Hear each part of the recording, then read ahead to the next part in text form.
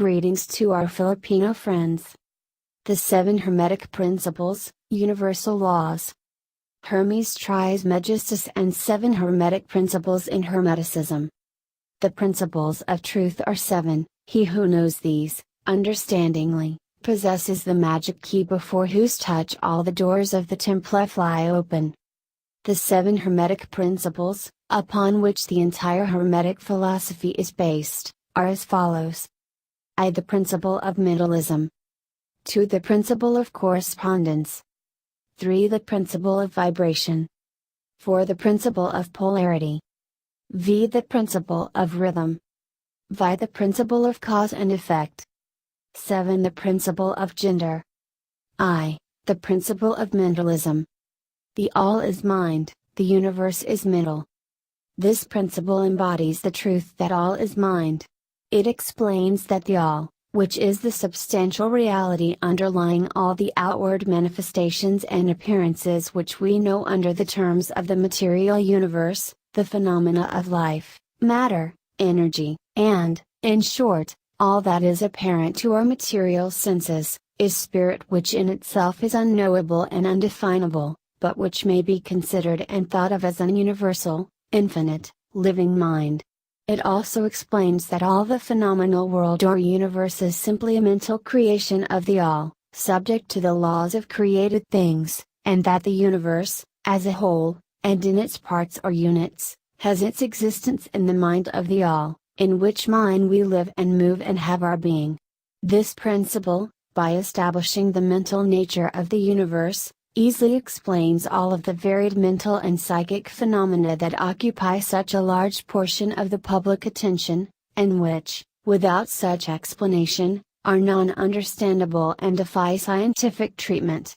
An understanding of this great Hermetic principle of mentalism enables the individual to readily grasp the laws of the mental universe, and to apply the same to his well-being and advancement.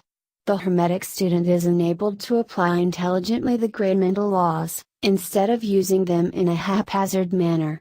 With the master key in his possession, the student may unlock the many doors of the mental and psychic temple of knowledge, and enter the same freely and intelligently.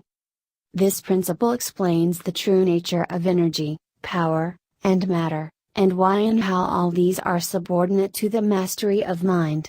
One of the old Hermetic masters wrote, long ages ago, he who grasps the truth of the middle nature of the universe is well advanced on the path to mastery.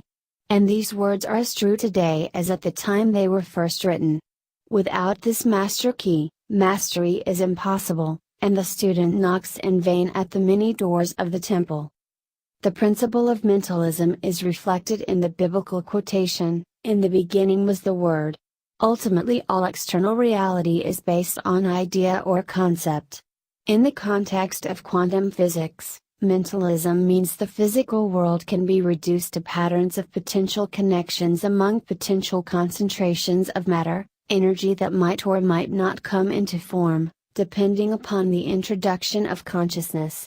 20th century physicists and consciousness researchers are thus on the edge of unraveling the implications of mentalism that Hermetic initiates have known all along. Now anyone can grasp its meaning. The basic force in the universe is mental. 2.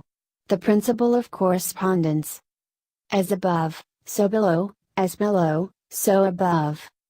This principle embodies the truth that there is always a correspondence between the laws and phenomena of the various planes of being and life. The old Hermetic axiom ran in these words, as above, so below, as below, so above. And the grasping of this principle gives one the means of solving many a dark paradox, and hidden secret of nature. There are planes beyond our knowing, but when we apply the principle of correspondence to them we're able to understand much that would otherwise be unknowable to us. This principle is of universal application and manifestation, on the various planes of the material, mental, and spiritual universe. It is an universal law. The ancient Hermetists considered this principle as one of the most important mental instruments by which man was able to pry aside the obstacles which hid from view the unknown. Its use even tore aside the veil of vices to the extent that a glimpse of the face of the goddess might be caught. Just as a knowledge of the principles of geometry enables man to measure distances in their movements, while seated in his observatory, so a knowledge of the principle of correspondence enables man to reason intelligently from the known to the unknown. Studying the monad, he understands the archangel. The principle of correspondence, as above, so below, means that one can infer the nature of distant realms from local experience. The dynamics of cells are parallel to the dynamics of galaxies. Just as a small laboratory or computer program can simulate the behavior of stars billions of light years away, the consciousness of an individual being can confer with the ultimate consciousness that existed when there was only the word. This principle ensures, for example, that humans need not dread exposure to the idea of, say, extraterrestrials. They are derived from the same universal consciousness. 3. The principle of vibration. Nothing rests, everything moves, everything vibrates. This principle embodies the truth that everything is in motion, everything vibrates, nothing is at rest, facts which modern science endorses, and which each new scientific discovery tends to verify. And yet this Hermetic principle was enunciated thousands of years ago, by the masters of ancient Egypt.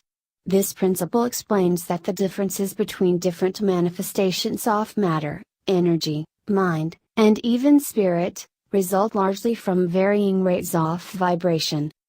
From the all, which is pure spirit, down to the grossest form of matter, all is in vibration. The higher the vibration, the higher the position in the scale. The vibration of spirit is at such an infinity of intensity and rapidity that it is practically at rest, just as a rapidly moving wheel seems to be motionless.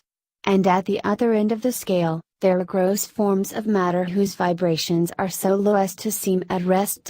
Between these poles, there are millions upon millions of varying degrees of vibration. From corpuscle and electron, atom and molecule, to worlds and universes, everything is in vibratory motion. This is also true on the planes of energy and force, which are but varying degrees of vibration, and also in the mental planes, whose states depend upon vibrations, and even on top spiritual planes. An understanding of this principle, with the appropriate formulas, enables Hermetic students to control their own mental vibrations as well as those of others. The masters also apply this principle to the conquering of natural phenomena, in various ways. He who understands the principle of vibration, has grasped the scepter of power, says one of the old writers. The principle of vibration, which asserts that everything is in continual motion, is now a basic tenet of science. Subatomic particles are continually moving in relation to each other in every concentration of energy and mass in the universe. The patterns of vibration occur in all manifestations, from dense stone, to gaseous molecules, to the thoughts and emotions of human beings. We have intuitively grasped the validity of this principle, we get good vibes about this or that. When we are on different frequencies with someone, we can wind down or increase the tension, thereby moving a situation to a congruent level of vibration. 4. The principle of polarity. Everything is dual, everything has poles, everything has its pair of opposites, like and unlike are the same, opposites are identical in nature, but different in degree, extremes meet, all truths are but half-truths, all paradoxes may be reconciled. This principle embodies the truth that everything is dual, everything is two poles, everything has its pair of opposites, all of which were old Hermetic axioms. It explains the old paradoxes, that have perplexed so many, which have been stated as follows: thesis and antithesis are identical in nature, but different in degree, opposites are the same, differing on line degree, the pairs of opposites may be reconciled, extremes meet. Everything is and isn't, at the same time, all truths are but half-truths, every truth is half false, there are two sides to everything, etc., etc. etc. It explains that in everything there are two poles, or opposite aspects, and that opposites are really only the two extremes of the same thing, with many varying degrees between them. To illustrate, heat and cold, although opposites, are really the same thing, the differences consisting merely of degrees of the same thing. Look at your thermometer and see if you can discover where heat terminates and cold begins. So there is no such thing as absolute heat or absolute cold. The two terms heat and cold simply indicate varying degrees of the same thing, and that same thing which manifests as heat and cold is merely a form, variety, and rate of vibration. So heat and cold are simply the two poles of that which we call heat, and the phenomena attendant thereupon are manifestations of the principle of polarity. The same principle manifests in the case of light and darkness, which are the same thing, the difference consisting of varying degrees between the two poles of the phenomena. Where does darkness leave off, and light begin? What is the difference between large and small? Between hard and soft? Between black and white? Between sharp and dull? Between noise and quiet? Between high and low? Between positive and negative? The principle of polarity explains these paradoxes, and no other principle can supersede it. The same principle operates on the mental plane.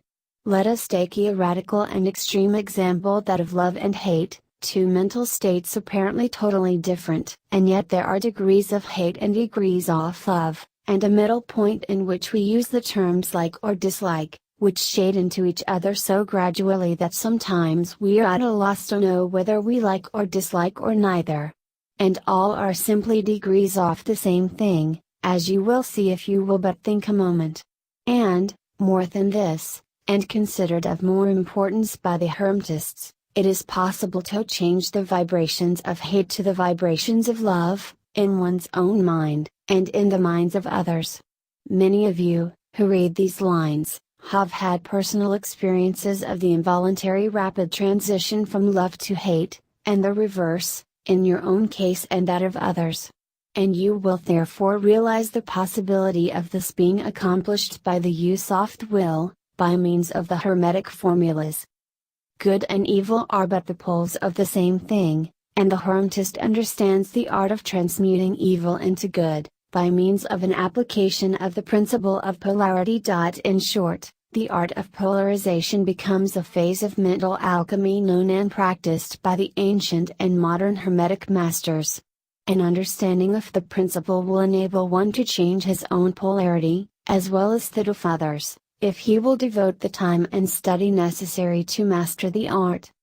The principle of polarity embodies the truth that two seeming opposites are in truth complements that differ only in degree, the obverse and reverse sides of the same coin. This principle applies in all realms. Photon particles are inextricably linked in pairs, with each as either the positive or negative aspect of the other. Hot and cold are but different aspects of the same temperature gradient.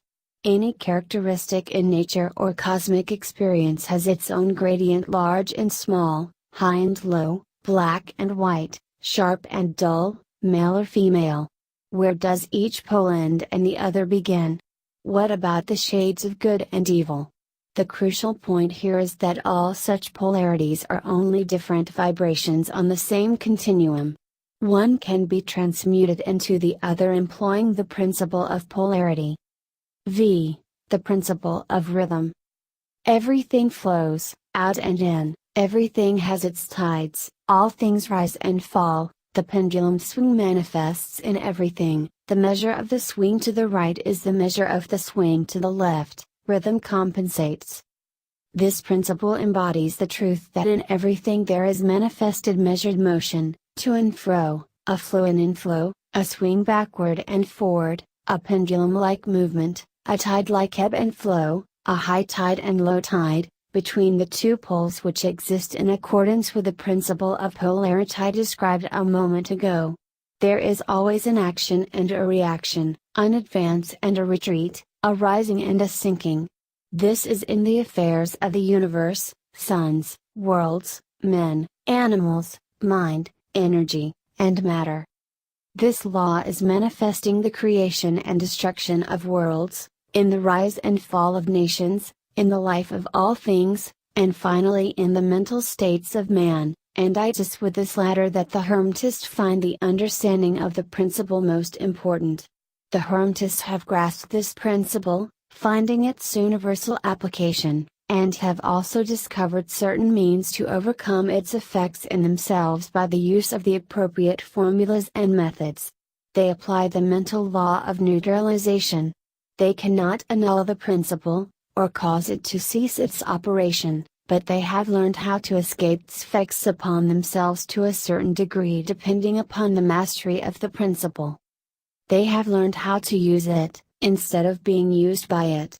In this and similar methods, consists the art of the Hermetists. The master of Hermetics polarizes himself at the point at which he desires to rest, and then neutralizes the rhythmic swing of the pendulum which would tend to carry him to the other pole. All individuals who have attained any degree of self-mastery do this to a certain degree, more or less unconsciously, but the master does this consciously, and by the use of his will, and attains a degree of poise and mental firmness almost impossible of belief on the part of the masses who are swung backward and forward like a pendulum.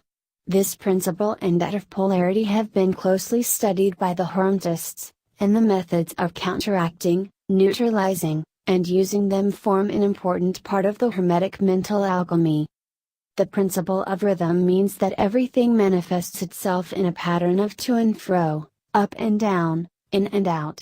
The movement in one direction is always compensated for by a return. For every action, there is a reaction, and for every advance there is a retreat. The principle applies in all the affairs of the cosmos, stars, beings, mind, energy, and matter. It works in the interactions within a plane, and in communications between dimensions. Over time, the rhythms result in spiraling shapes that characterize much of the universe. Understanding of the dynamics of this principle makes it possible to mitigate some of its more extreme effects. We can recognize that fatigue, followed by a rest, leads to renewed energy. Anger gives way to remorse and pain succumbs to release. By being aware of the rhythms, one is less likely to resist their flow, thereby reducing the buildup of extremes. 5. The principle of cause and effect. Every cause has its effect, every effect has its cause, everything happens according to law. Chance is but a name for law not recognized. There are many planes of causation, but nothing escapes the law. The Kybalion. This principle embodies the fact that there is a cause for every effect, an effect from every cause. It explains that everything happens according to law, that nothing ever merely happens, that there is no such thing as chance, that while there are various planes of cause and effect, the higher dominating the lower planes, still nothing ever entirely escapes the law. The Hermetists understand the art and methods of rising above the ordinary plane of cause and effect, to a certain degree, and by mentally rising to a higher plane they become causers instead of effects. The masses of people are carried along, obedient to environment, the wills and desires of others stronger than themselves, heredity, suggestion, and other outward causes moving them about like pawns on the chessboard of life. But the masters, rising to the plane above, dominate their moods, characters, qualities, and powers, as well as the environment surrounding them, and become movers instead of pawns. They help to play the game of life, instead of being played and moved about by other wills and environment. They use the principle instead of being its tools. The masters obey the causation of the higher planes, but they help to rule on their own plane. In this statement there is condensed wealth of Hermetic knowledge. Let him read who can. The principle of cause and effect is more commonly known by its ordinary meaning, X acts on Y and causes Z. From the Hermetic perspective, to say each effect has many causes is more accurate. This multi-level reality is epitomized by Carl Jung's use of the word synchronicity to describe events that, though outwardly appearing to occur by chance, are actually the inner workings of one or more cosmic laws. Indeed, all events are at some level the workings of cosmic law. What we attribute by chance is usually an event whose governing law is not evident. True chance or randomness probably occurs only at the level of quantum gaps, where there is a true break between past and future. The Hindu concept of karma is an illustration of the principle of cause and effect, as is the Christian admonition, as you sow, so shall you reap. Human societies are only now learning the dramatic effect of this principle in ecological systems. Now humankind must become more aware of cosmic law in the realm of consciousness, in its role as conscious C0 creators of the universe. 7. The principle of gender. Gender is in everything, everything has its masculine and feminine principles, gender manifests on all planes. This principle embodies the truth that there is gender manifested in everything, the masculine and feminine principles ever at work. This is true not only of the physical plane, but of the mental and even the spiritual planes. On the physical plane, the principle manifests as sex, on the higher planes it takes higher forms, but the principle is ever the same. No creation, physical, mental or spiritual, is possible without this principle. An understanding of its laws will throw light on many a subject that has perplexed the minds of men. The principle of gender works ever in the direction of generation, regeneration, and creation. Everything, and every person, contains the two elements or principles, or this great principle, within it, him or her. Every male thing has the female element also, every female contains also the male principle. If you would understand the philosophy of mental and spiritual creation, generation, and regeneration, you must understand and study this Hermetic principle. It contains the solution of many mysteries of life. We caution you that this principle has no reference to the many base, pernicious and degrading lustful theories, teachings and practices, which are taught under fanciful titles, and which are a prostitution of the great natural principle of gender. Such base revivals of the ancient infamous forms of phallicism tend to ruin mind, body and soul, and the Hermetic philosophy has ever sounded the warning note against these degraded teachings which tend toward lust, licentiousness, and perversion of nature's principles. If you seek such teachings, you must go elsewhere for them. Hermeticism contains nothing for you along these lines. To the pure, all things are pure, to the base, all things are base. The principle of gender, the last Hermetic principle, has remained the most obscure because we tend to equate gender with primary physical sex characteristics. However, every being and every plane in the cosmos contain the dual elements of yin and yang, feminine and masculine. The term gender recognizes the complementariness within all self-contained units of the universe. Even in apparent single-sexed entities, one aspect is the receptive nurturer, while another is the expressing creator. The principle of gender itself obeys the principles of polarity and rhythm, in one circumstance manifesting the masculine aspect and in another the feminine. Neither is ever totally absent, in space-time balance is assured. Fully aware cosmic beings seek harmony in living their dual nature, gender, honoring the ebb and flow, rhythm, called for by the organic developments in self, society, solar system, and cosmos. Dear Filipinos, understanding the Hermetic principle together with the law of the universe will transform your lives forever. Give time to study more and learn these laws and apply it in your daily life.